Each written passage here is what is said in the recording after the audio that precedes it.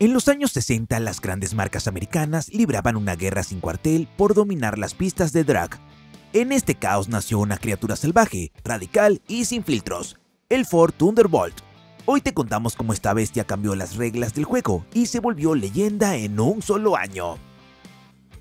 Plenos años 60, la moda era el groove y la buena música, pero en el mundo automovilístico la gasolina olía a gloria y el rugido de los motores era la banda sonora de una competencia sin cuartel. La guerra por la supremacía en las pistas de drag. Ford, Chrysler y General Motors no solo vendían autos, estaban armando misiles sobre ruedas para dominar el cuarto de milla. No se trataba solo de velocidad, se trataba de orgullo, ingeniería y pura testosterona mecánica. Chevrolet había soltado a su bestia, el Z11 Impala, equipado con un poderoso motor 427 aligerado y afinado para devorar asfalto. Chrysler, por su parte, lanzó el Maxwell 426, un motor que sonaba como trueno y se montaba en modelos como el Plymouth Savoy. Ambos rivales ponían a Ford en una posición incómoda. Sus autos eran pesados y sus motores, aunque potentes, se quedaban cortos frente a las cifras que ponían sobre la mesa sus contrincantes. Su presión estaba al rojo vivo, cada derrota era una herida al ego de la marca del óvalo azul. Pero en lugar de rendirse, Ford respondió con astucia. Sabían que no bastaba con más potencia, necesitaban algo radical. Y así fue como comenzaron a cocinar a llama alta un auto fuera de serie, algo que no solo pudiera competir, sino aniquilar a sus enemigos en la línea de salida. Ese as bajo la manga se llamaba Thunderbolt y estaba a punto de cambiarlo todo. En 1961 su carta fuerte era el Galaxy, equipado con un motor V8 de 390 pulgadas cúbicas, modificado para dar pelea en las pistas de drag. No era un mal auto, pero había un problema que ningún caballaje podría ocultar. Era un tanque pesado, grande y con agilidad de un elefante con botas. Para 1962, Ford respondió subiendo la apuesta con un nuevo V8 de 406 pulgadas cúbicas, que reforzaba los 405 caballos de fuerza.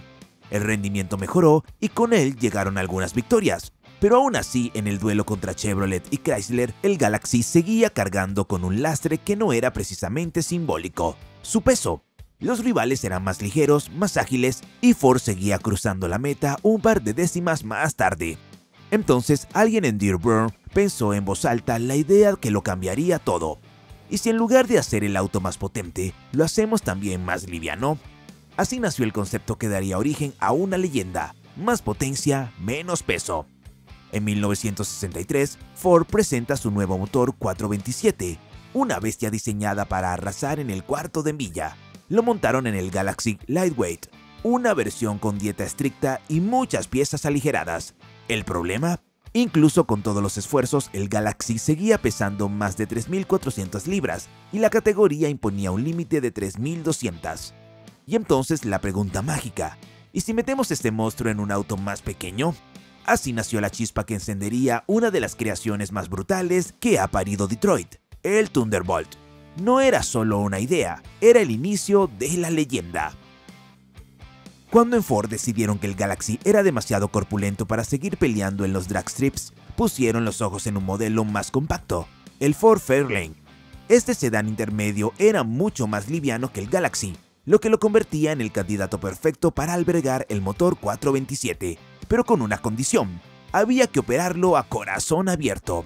El Fairlane de fábrica venía con motores más modestos, siendo el más potente el 289 V8, ideal para ir al supermercado, no para romper cronómetros. Así que Ford se lanzó a un experimento radical: trasplantar al monstruoso 427 un motor pensado para carreras de resistencia y drag en un chasis mucho más chico.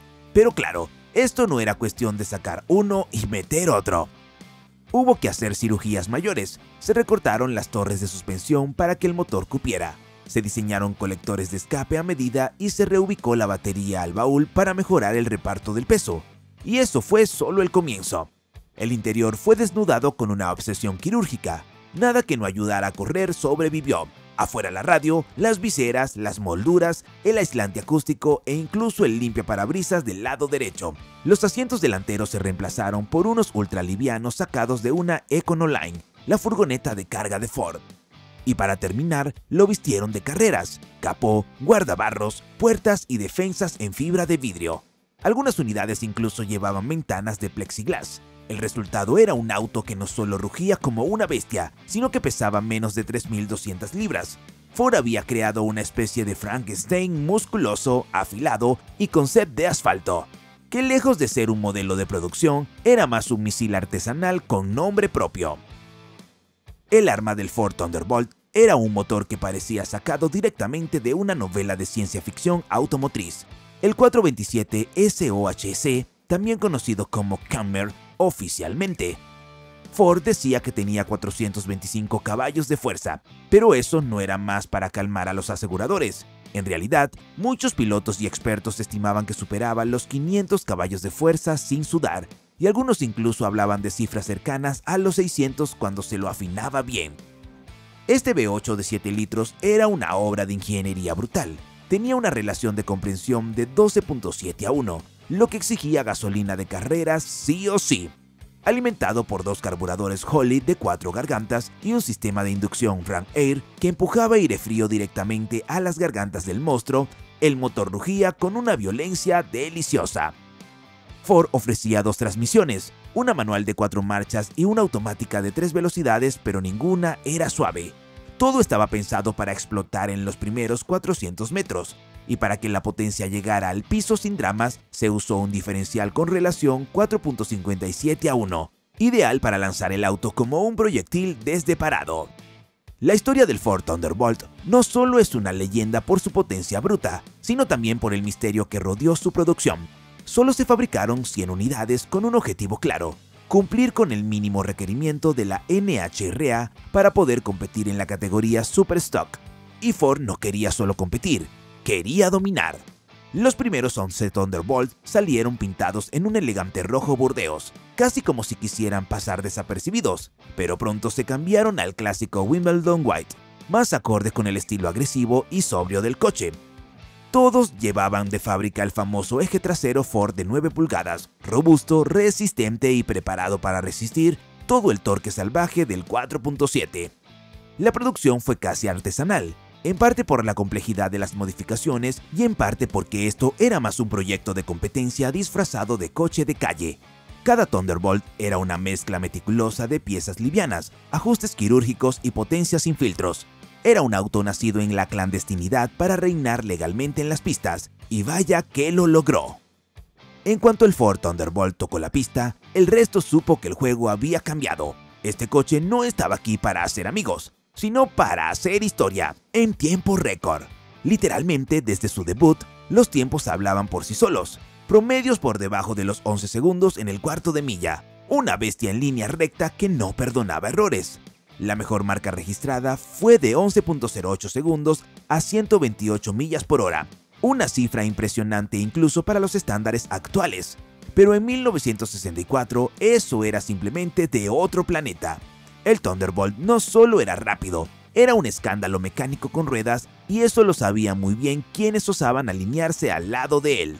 Uno de los nombres más vinculados al mito fue el legendario Gus Ronda, quien llevó al Thunderbolt a la victoria en la NHRA ese mismo año.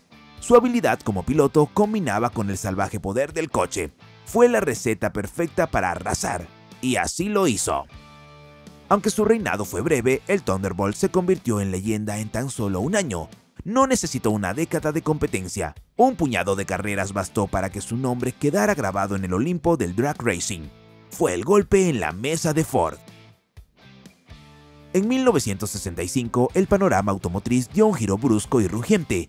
Llegaron los Pony Cars, encabezados por el flamante Ford Mustang, seguido muy de cerca por el Chevrolet Camaro y el Plymouth Barracuda.